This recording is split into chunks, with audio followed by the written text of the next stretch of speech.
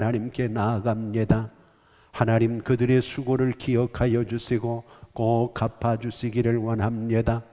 직장의 일로 인하여 육신의 연약함으로 인하여 어쩔 수 없는 상황에서 오늘 이 자리에 함께하지 못하고 영상을 통해 예배하며 온라인으로 헌금하는 성도들, 은밀한 가운데 보시는 하나님께서 은밀하게 갚아주시고 심은 대로 거두게 하신다고 하신 하나님의 약속대로 그들이 뿌린 것들을 하나님이 거둘 수 있도록 은혜와 축복을 더하여 주시옵소서. 성도들의 귀한 정성을 온전히 하나님께 드립니다. 하나님 받으시고 우리 성도들에게 약속하신 은혜와 은총을 충만하게 허락하여 주시고 무더위 속에서 이 어려운 시국을 하나님의 은혜로 잘 이겨나갈 수 있도록 영적으로 육적으로 강건함으로 역사하여 주시옵소서. 하나님 우리 모두와 함께 해주심을 감사하오며 예수님의 이름으로 축복하며 기도하옵나이다. 아멘.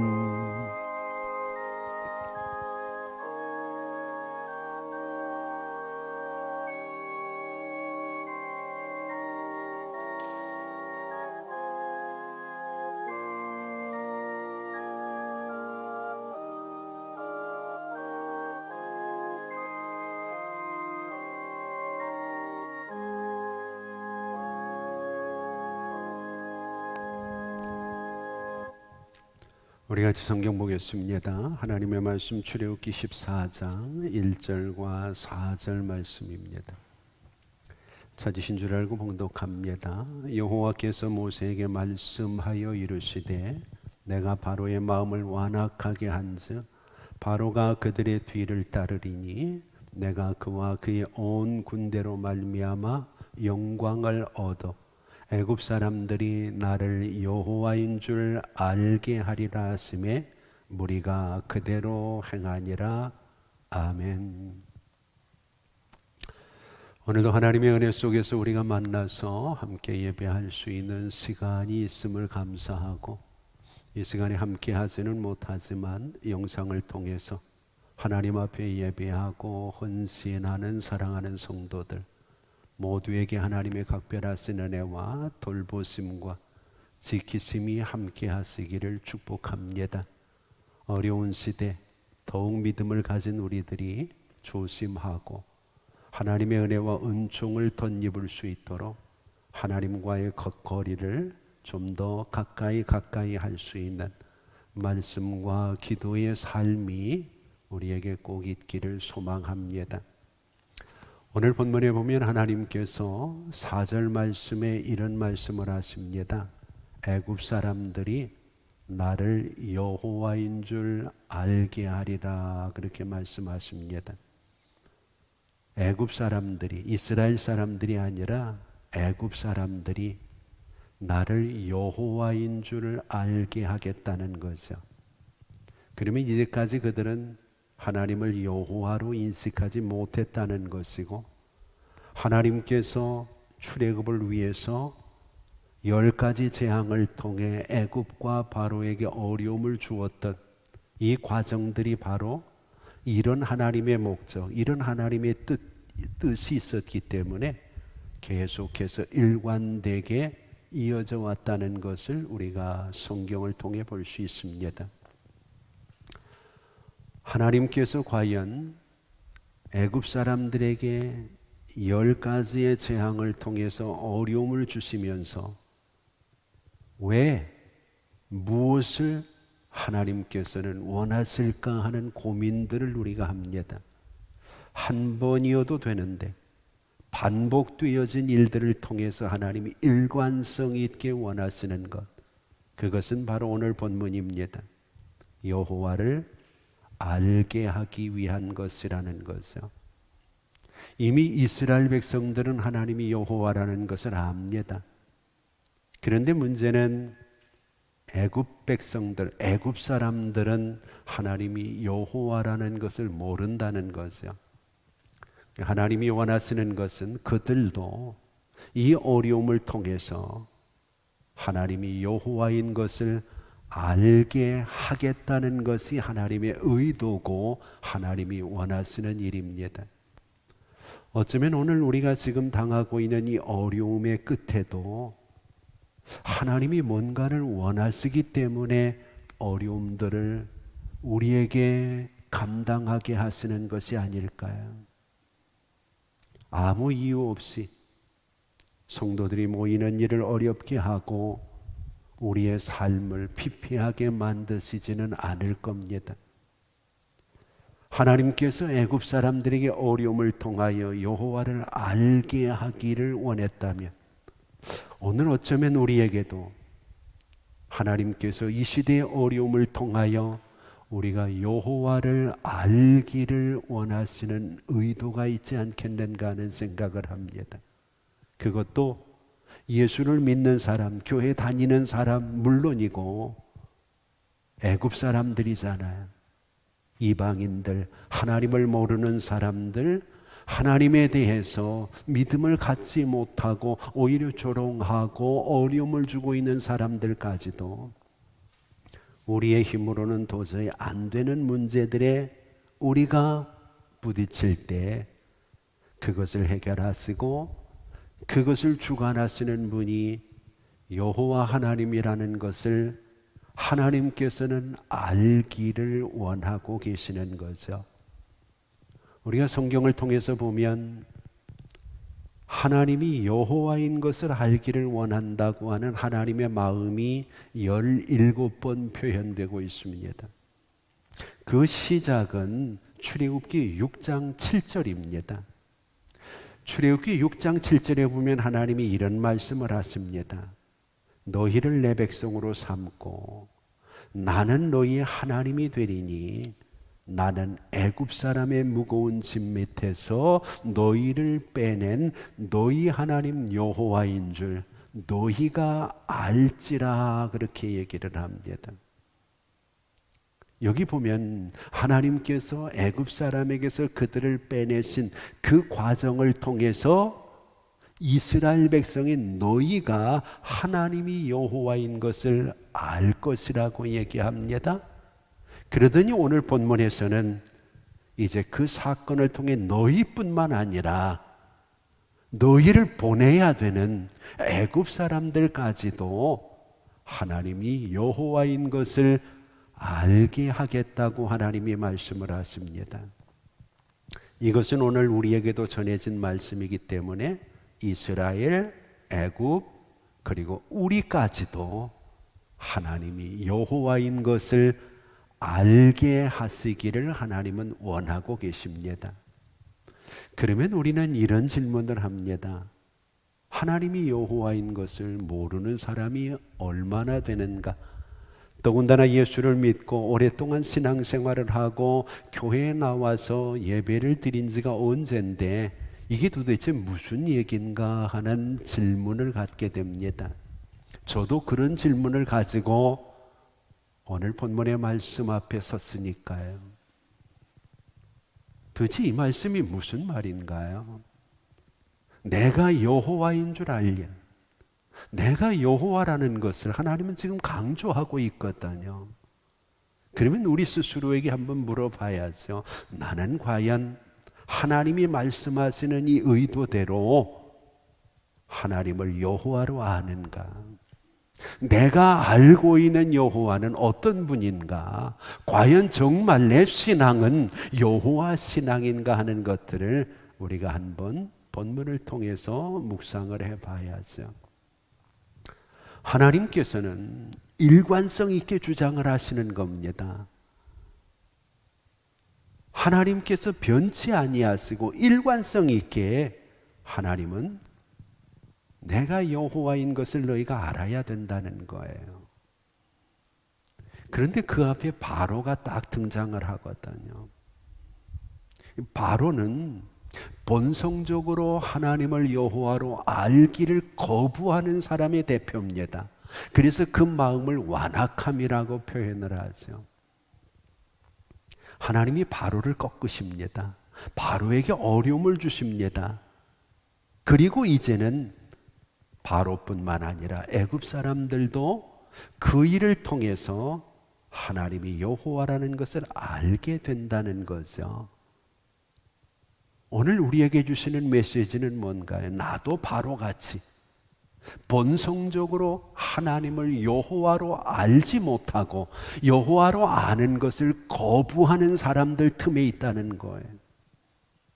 근데 중요한 것은요, 하나님은 바로처럼 강력한 힘을 가지고 하나님이 여호와인 줄 알지 못하고 하나님을 대적하고 있는 그들에게 굴복하시고 포기하시고 물러나는 분이 아니라는 겁니다.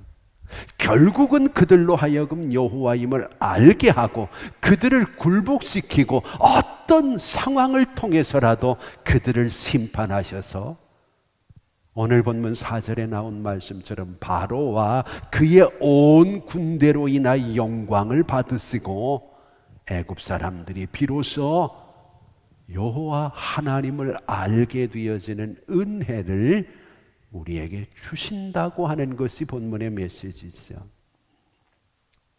인간이 범죄하기 전에는 하나님을 잘 알았습니다. 그런데 죄를 짓고 나서 인생은 자꾸 하나님을 피하게 되었고 하나님을 두려워하여 나무 그늘 속에 숨게 되어지는 인생이 되고 말았죠. 그리고 이후에 가인 시대를 지나면서 이 인생들은 하나님에 대해 알기를 거부하고 하나님과의 관계를 의도적으로 멀리 하려고 하는 그런 모습이 인간의 본성일 수 있습니다. 그런데 이제 하나님이 그들을 포기하지 않고 그들 가운데 오셨습니다. 그리고 자신을 여호와로 계시하고 계시는 거죠. 이미 우리가 성경을 통해서 이야기했던 것처럼 출애굽기 6장 3절에 보면 하나님이 의미심장한 말씀을 하십니다. 아브라함과 이삭과 야곱에게 전능의 하나님으로 나타났으나 나의 이름을 여호와로는 그들에게 알리지 않았다. 쉽게 얘기를 하면 아브라함도 하나님을 하나님으로 알았는데 여호와로는 몰랐다는 거예요. 아브라함도 하나님을 전능의 하나님으로 인식을 했지, 오늘 지금 이야기하는 여호와로라고 하는 이름을 하나님이 그들에게 알려주지 않았다는 것. 이삭도 물론이고 우리가 잘 아는 야곱도 출애굽기 6장 3절은 너는 어떠냐는 거죠. 그러면 전능의 하나님과 전능하신 하나님, 전지하신 하나님과 여호와라는 말은 무엇인가 의미가 다른 것이라는 것을 우리는 알 수 있죠. 내가 아는 하나님은 어떤가? 성경이 말하는 아브라함, 이삭, 야곱의 하나님이 전능의 하나님으로 소개되었다는 거잖아. 그들에게 하나님은 한 번도 내 이름을 여호와라고 이야기하고 가르쳐 준 적이 없다는 거잖아. 그러면 하나님이 의도적으로 자신을 여호와라고 드러내기 시작하는 부분이 어딘가? 그래야 우리는 여호와의 의미를 알게 되잖아요. 그것이 출애굽기 3장입니다. 하나님이 모세를 불러서 모세에게 사명을 맡기셨어요. 그랬더니 모세가 바로가 두려워서 하나님, 내가 어떻게 바로에게 갑니까? 바로에게 가서 도대체 너를 보낸 자가 누구냐고 물으면 나는 뭐라고 얘기를 합니까? 당신의 이름을 가르쳐 주세요. 이때 하나님이 처음으로 출애굽기 3장 14절에서 나는 여호와라, 스스로 있는 자라, 그렇게 가르쳐 주십니다. 그 이전에는 모세도 몰랐다는 거죠. 그러면 나는 여호와, 스스로 있는 자라는 말이 무슨 얘기냐? 언약의 하나님, 모든 것을 스스로 행하시는 주권자, 하나님의 주권에 대한 부분을 지금 강조하고 계시는 거거든요. 이후에 모세가 출애굽기 5장에 보면 바로를 찾아갑니다. 그리고 바로에게 내 백성을 내놔라, 그래서 하나님이 나를 보냈다고 얘기합니다.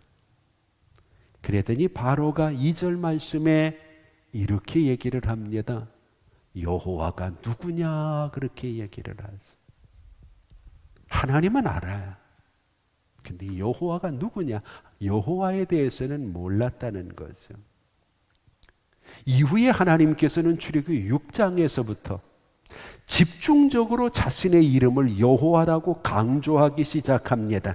그래서 2절 말씀을 보면 나는 여호와라. 3절 말씀에도 나의 이름을 여호와라. 거기서 끝나지 않죠. 6절 말씀을 보세요. 나는 여호와라. 7절 하반절에도 너희가 나를 여호와인 줄 알리라.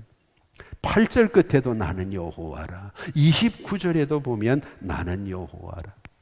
그리고 7장 5절로 넘어가면 역시 하나님께서 나는 여호와라. 17절에도 나는 여호와라.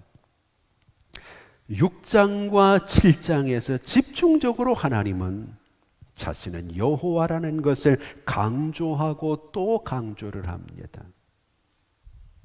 오늘 우리에게도 묻습니다. 내가 믿는 하나님, 내가 아는 하나님과 내가 너에게 보여주고 내게 가르쳐주는 여호와가 같으냐고 묻는 겁니다.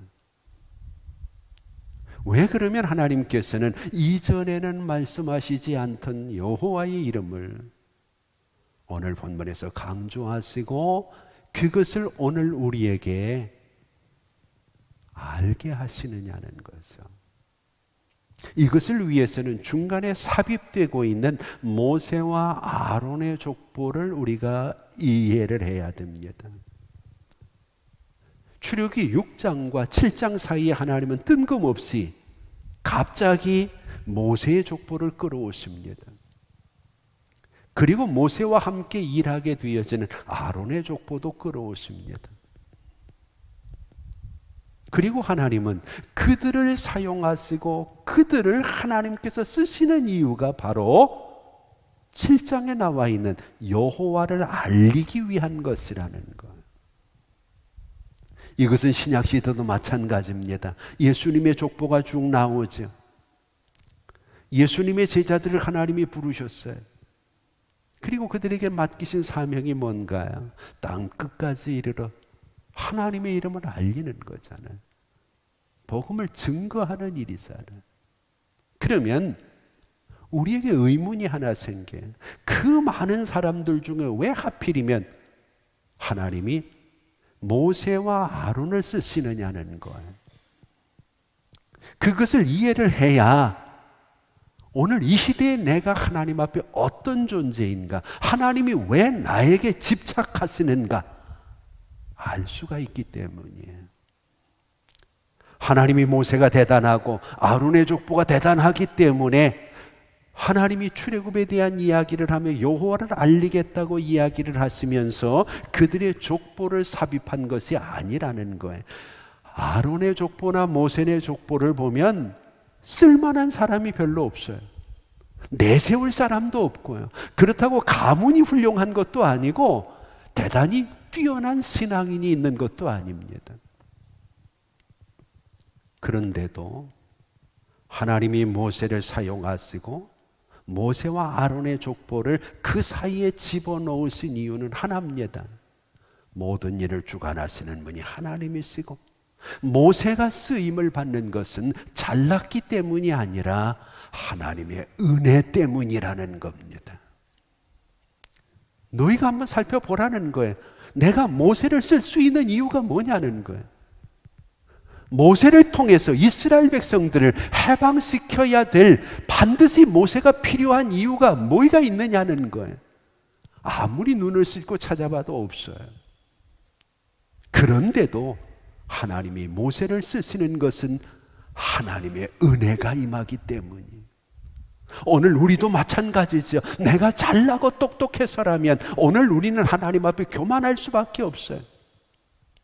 그런데 아무리 살펴봐도 내가 하나님께 쓰임을 받고 이 어려운 시대지만 믿음을 지키고 이 자리에 있을 수 있는 것은 내가 잘나서가 아니라 모세의 족보처럼 하나님의 은혜 때문에 그래서 예수님의 족보를 신약성경 마태복음 1장에 기록을 할 때에도 은혜를 입은 자들이 나오는 것.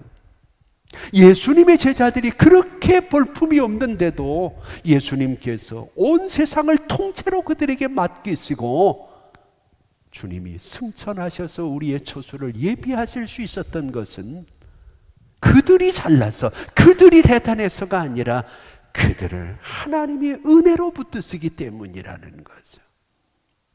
오늘 여러분, 이 어려운 시기, 내가 믿음 생활을 잘 못해서 하나님이 과연 나에게 관심을 가질까? 그러지 마세요. 하나님은 우리가 잘 못하고 우리가 이 땅 위에서 믿음 생활을 제대로 못했어도 은혜로 이 어려움들을 견디면서 하나님의 은혜가 내게 임하니까 이 어려움들을 이렇게 이겨나갈 수 있었구나 하는 것들을 통해서 여호와 하나님을 알리시기를 원하시는 하나님의 뜻이 있다는 것을 우리가 기억을 해야 됩니다. 그래서 우리에게 주어진 상황이 어려울수록 우리가 할 수 있는 고백은 전적으로 하나님의 은혜입니다. 하나님의 축복이었습니다. 하나님의 그 은혜가 아니면 80인생의 모세가 그냥 인생을 마감할 수밖에 없잖아요. 그런데 하나님의 은혜가 임하니까 그의 인생이 얼마나 대단히 놀라운 인생으로 바뀌고 그를 통해서 하나님께서 얼마나 아름답게 나타나게 되는가요? 여기서 중요한 것이 하나님의 주권입니다. 스스로 있는 자라는 말은 하나님이 창조 때부터 심판 때까지 누구와 상의하지 않았어요. 지금 우리에게 주어진 이 역사도 이 과정도 하나님이 누구와 상의하고 의논해서 벌이시는 일이 아니라 오늘 하나님께서 마치 이스라엘 백성들을 가나안 땅으로 인도하기 위해 바로에게 어려움들을 주면서 여호와임을 알리셨던 것처럼 어려움 속에서 우리가 더욱 주님과 가까워지고 여호와를 알게 하시는 하나님의 은혜의 마음이 있다는 것을 우리는 꼭 기억을 하고, 주권의 하나님, 모든 것을 주관하시는 그 하나님 앞에 우리의 삶을 맡겨야 되지 않겠습니까? 우리가 욥기를 보면 본문을 이해하기가 대단히 쉬운 내용들이 나옵니다. 여러분, 욥을 생각하실 때 여러분들이 욥 그러면 무엇이 떠오르시나요? 인내가 떠오르잖아요. 욥의 인내. 근데 여러분, 성경을 자세히 좀 잘 보면은요, 욥기 1장에 사탄이 하나님 앞에 서 있습니다. 그리고 욥이 까닭없이 하나님을 경외하는 것이 아니니까 욥을 내게 맡겨주라고 얘기를 하죠. 이때 사탄이 사용하는 단어가 여호와라는 단어입니다. 여러분들 집에 가서 한번 보세요. 욥기 1장에 여호와 앞에 서 있다고 얘기를 해요. 주권자 앞에. 근데 그 이후부터 여호와라는 말이 사라져 버립니다. 욥기에서는. 그리고 계속해서 욥은 그의 세 친구 앞에서 변명을 하면서 하나님이라는 명칭을 사용을 합니다. 그 욥기 1장부터 욥의 고난이 끝날 때까지 계속해서 그의 사용되어지는 호칭은 모두가 하나님입니다. 그런데 다시 욥기 마지막 부분을 보면은요, 욥이 고난 중에서 하나님을 만납니다. 그리고 호칭이 달라집니다. 그동안 계속해서 사용하고 있던 하나님이라는 호칭을 여호와라는 호칭으로 바꾸죠. 그리고 하나님 앞에 자신의 죄를 회개합니다. 이후에 하나님께서 그의 삶에 갑절이 되어지는 축복을 주십니다. 대단히 중요한 부분입니다. 어려움들을 혼자서 인내할 때 욥에게 하나님이 없었느냐? 있었다는 거예요. 그런데 그가 바라보는 하나님에 대한 시각이 오늘 본문에 주님이 말씀하는 시각과는 달랐다는 것. 전능하신 하나님, 그의 문제를 해결할 수 있는 하나님이에요. 그런데 그가 비로소 하나님 앞에 진정으로 자기의 잘못을 고백하고 회개하고 온전히 하나님 앞에 돌아설 수 있었습니다. 그 마지막 순간에는 하나님에 대한 호칭이 달라진다는 것. 여호와는 우리의 죄를 돌아보게 하고 우리의 삶을 고백하게 하고 우리가 하나님 앞에 있다는 것을 다시 한번 확인시킬 수 있는 중요한 명칭인데, 의외로 성도들 가운데도 단순히 하나님을 하나님으로만 알지 그분을 오늘 본문에서 이야기하는 하나님이 원하시는 여호와로 알지 못하는 경우들이 꽤 많기 때문에 조금만 어려우면 넘어지고 쓰러지고 좌절하면서도 믿어도 소용이 없다고 하는 잘못된 믿음, 온전한 믿음이 아닌 것에 대해서는 우리 스스로 깨닫지 못할 때가 대단히 많다는 거죠. 바로는 하나님을 압니다. 그가 힘이 있다는 것도 압니다.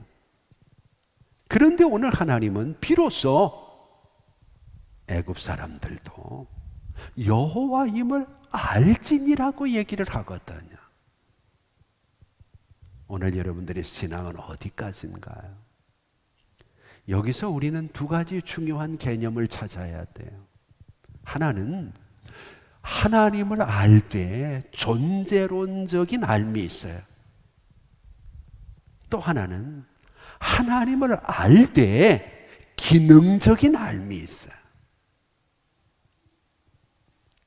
많은 사람들이 바로를 비롯해 애굽 사람들이 지금도 수많은 사람들이 하나님이 있다는 것은 알아요. 그래서 여러분, 방법은 다르고 명칭은 달라도 우리의 주변에서 어디 살든 무엇을 하든 문명이 있든 없든 미개하든 선진국이든 모두가 신에 대한 마음은 가지고 있어요. 그것을 표현하는 방법이 틀린 거죠. 철학적으로 하나님을 부정하지 않아요.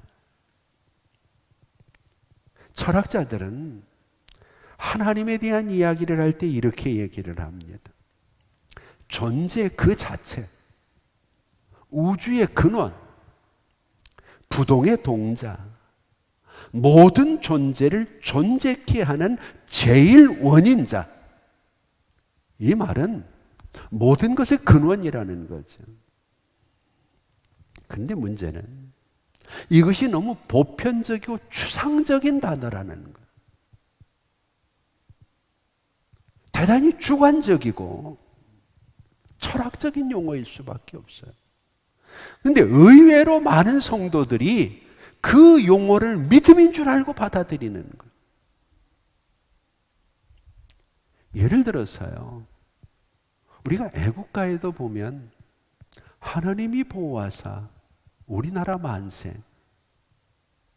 그러면 우리는 생각할 때 그러잖아요. 야, 이것은 애국가 속에도 하나님에 대한 신앙이 있구나. 여러분들은 어떻게 생각을 하시나요? 언젠가 애국가를 공개적으로 부르는 자리에서 믿음을 가지고 있던 어떤 형제가 애국가의 가사를 하나님이 보호하사 이렇게 불렀어요. 그것 때문에 얼마나 큰 문제가 생겼나. 왜 하느님으로 부르지 하나님으로 부르냐는 거예요. 하나님과 하나님의 차이는 뭔가요? 이것은 엄청난 차이예요. 우리는 하나님으로 불러요. 근데 세상 사람들은 그렇지 않아요. 존재는 인정을 하는 거예요. 바로도 존재는 인정을 하고 애굽 사람들도 존재는 인정을 해요. 근데 문제는 존재로 그친다는 거예요. 더 쉽게 얘기를 하면 이런 거예요. 존재론적인 면에서 하나님에게 접근을 한다는 것은 하나님은 영원한 존재다. 믿잖아요. 변함이 없는 존재다. 전능하신 분이다. 은혜로우신 분이다. 이게 존재론적인 하나님이에요. 문제는 이것은 모두가 알고 있는 부분이지만 그게 실제 내 생활 속에 적용이 안 된다는 거죠. 이 어려움 속에서 전능하신 하나님은 뭐 하고 계시나냐는, 그러니까 하나님께서 너희가 알고 있는 존재론적인 하나님에게서 이제는 기능적인 활동적인 하나님으로 자신을 보여주시는 것. 그래서 원래 성경의 여호와라는, 야훼라는 단어는 명사형이 아니라 동사형입니다. 그것도 유대인들의 어법에 보면 미완료 동사입니다. 계속해서 지금도 일하시는 하나님, 그분이 여호와예요. 지금 우리가 이런 어려움이 있지만 하나님은 저 위에 그냥 존재하시는 분이 아니라 우리 가운데 오셔서 지금도 우리를 보호하시고 지키시고 우리 가운데서 함께 고통당하시고 우리를 이끌어 가시는 여호와라는 것, 경험적으로, 체험적으로, 피부적으로 우리가 알 수 있는 여호와라는 것을 내가 믿느냐는 거죠. 알고 모르고는 엄청난 차이가 있어요. 요한복음 17장 3절은요, 여호와를 아는 것이 영생이라고 얘기하잖아요. 바꾸어서 얘기하면 뭔가요? 모르면 그것은 영생과 멀어질 수 있다는 거죠. 오늘 본문에서 하나님은 자신을 여호와로 알지니라 하는 말 속에는 이제는 너희가 기능적으로 활동하시는 하나님, 오늘도 역사하시는 하나님을 너희가 인지해야 된다는 거죠. 출애굽기 7장 5절에 보면 하나님이 구체적으로 말씀하시, 내가 내 손을 애굽 위에 펴서 이스라엘 자손을 그 땅에서 인도해 낼 때에야 애굽 사람들이 나를 여호와인 줄 알리라. 애굽에도 신이 있어요. 애굽 사람들은 하나님이 있다는 거 알아요. 그런데 어려움을 겪으면서 실제 그들의 신들은 아무 활동도 못하는데 이스라엘의 하나님 여호와는 활동적이고 그들을 심판하시고 그들의 삶을 이끌어 가시고 그 백성들을 보호하시는 것들을 그들이 경험하면서, 아, 진짜 하나님은 여호와구나, 살아계신 분이구나 하는 것들을 그들이 고백하게 되더라는 거죠. 그래서 호세아 선지자는 우리에게 말합니다. 우리가 여호와를 알자.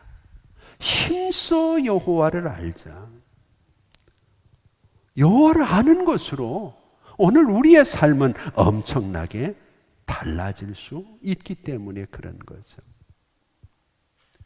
여러분, 출애굽기 20장을 보면은요, 하나님께서 이스라엘 백성들에게 10계명을 주십니다. 이때 하나님께서 먼저 계명을 주시기 전에 2절 말씀에 나는 너희를 애굽 땅 종되었던 곳에서 인도하여 낸 여호와라고 얘기합니다. 자신이 행하신 일들을 미리 말씀을 하시고 그 다음에 계명을 주시는 겁니다. 오늘 이 시대도 마찬가지입니다. 하나님은 저 멀리 계신 하나님이 아니고 지금 내가 신음하고 지금 내가 고통스러워하고 지금 우리가 어려워하고 지금 우리가 답답해할 때 하나님은 우리와 함께 계시고 우리를 붙드시고 우리와 같이 이 어려움들을 이겨내시는 그분이라는 것을 알 때 우리는 진정으로 하나님을 여호와라고 알게 되는 것이고, 하나님은 내가 그런 하나님이라는 것을 오늘 우리에게 말씀하고 계시는 거죠. 그런데 의외로 많은 성도들이요, 존재론적인 면에서 하나님을 알아요. 은혜로우신 하나님 알아요. 근데 왜 나한테는 은혜롭지 않으냐는, 전능하신 하나님 알아요. 그런데 내 사업에는 왜 전능하심이 없느냐는 거예요. 바로 같이 아는 거예요. 여러분, 그게 믿음 아니에요. 하나님은 은혜로우신 분이 아니라 오늘 내게 은혜를 베푸시고 나를 은혜 가운데 품어주시는 분이, 내가 경험하는 거죠. 그래서 시편 23편은 여호와는 나의 목자고 나는 그분의 양이라는 구체적인 경험을 통해서 하나님이 어떤 분인가를 고백하고 있는 거죠. 오늘 하나님은요, 전능하신 분으로 끝나지 않고 세상을 창조하신 분이, 은혜로우신 분으로 끝나지 않고요, 우리를 죄에서 구원하신 분이에요. 하나님은 전지하신 분으로 끝나지 않고 오늘도 이 세상을 통치하시고 다스리시는 내 곁에 계시는 분이에요. 더욱 중요한 것은요, 그 하나님이 우리를 심판하시는 하나님이라는 것, 이것을 우리가 기억하고 늘 그것을 우리의 피부로 느끼며 고백할 때 여호와인 줄 아는 믿음으로 우리의 신앙이 발전되는 거죠. 바로는 끔찍한 재앙과 끔찍한 어려움들을 통해서 비로소 하나님이 여호와라는 것을 알게 됐고, 애굽 사람들도 오늘 14장 4절 이전에 어려운 과정들을 통해서 이제야 비로소 여호와인 것을 알게 되었어요. 오늘 우리는 얼마나 더 어려워야, 얼마나 더 힘들고 버거워야 우리의 힘으로 할 수 없다는 것을 깨닫고, 오늘 본문 4절에 있는 것처럼 여호와 하나님을 알게 될까요? 우리 하나님은 막연한 하나님이 아닙니다.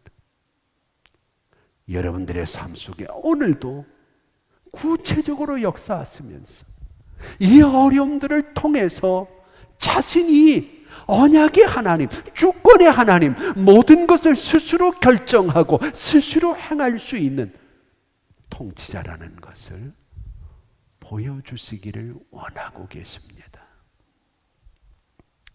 우리에게 주어진 어려운 상황들 절대로 우리 혼자라 생각지 말고, 오늘도 이스라엘을 그 어려움에서 이끌어 가시는 살아계신 그 하나님 여호와가 아브라함에게도 이삭에게도 야곱에게도 알려주시지 않았던 그 하나님의 이름 여호와가 이 코로나 시대에 우리에게, 우리를 통해서 우리의 이웃들에게, 심지어 하나님을 조롱하고 믿음에서 멀어진 애굽 사람과 같은 이방인들에게까지 여호와로 알려지는 놀라운 은혜가 꼭 임할 수 있기를 주의 이름으로 축복합니다. 기도하겠습니다. 이제는 우리 주 예수 그리스도의 은혜와 우리 아버지 하나님 극진하신 사랑하심과 성령님의 감화 감동 위로 교통하심이 단순히 하나님을 존재론적으로만 인식해서 하나님이라고 하는 분이 우리의 삶 속에 유익을 줄 수 있는 분이라 생각하면 우리는 자꾸 하나님을 이용하려고만 합니다. 그러나 기능적으로 오늘도 하나님이 여호와로 부족하고 모자라지만 우리 가운데 함께 하시고 우리의 삶에 동참하셔서 우리를 이 어려움 속에서 이끌어 가시는 것을 믿고 그분을 바라본다면 하나님께 사용되어지고 하나님께 쓰여지고 오늘 우리가 부족하고 모자라도 하나님의 영광을 드러내는 하나님의 사람으로 세워질 것을 믿습니다. 하나님, 바로는 그 어려움들을 통해서 비로소 그 하나님이 여호와라는 것을 알게 되었고, 애굽 사람들까지도 오늘 본문에 모든 것들을 다 내어놓고 포기하고서야 그분이 여호와라는 것을 알게 되어졌는데, 오늘 우리는 어떻습니까? 우리 성도들 더 어렵고 힘들기 전에 여호와 하나님 그분이 우리의 삶을 이끌어 가시는 진정한 여호와라는 것을 깨닫고, 오늘도 활동하시고 역사하시고 모든 것들을 하나님의 주권하에 두시고 다스리시는 그 하나님께 맡기고, 우리의 삶을 풍성하게 아름답게 하나님이 원하시는 모습으로 살아 나를 통하여 이 땅의 많은 사람들이 하나님이 여호와라는 것을 알게 되어지는 복의 통로로 사용되기를 원하는 우리 성도들 머리 위에 이제부터 영원토록 함께 있을지어다. 아멘.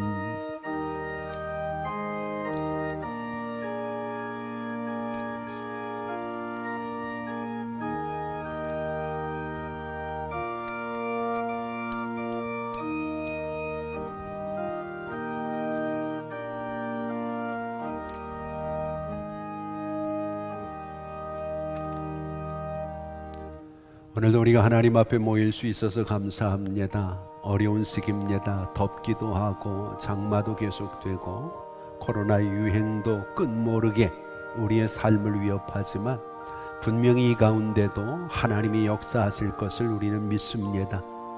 오늘 우리가 하나님과의 거리를 좀 더 좁혀가면서 문제를 해결할 수 있는 것이 사람이 아니라면 우리가 할 수 있는 최선을 다하고 이제는 하나님을 바라봐야 되지 않겠습니까?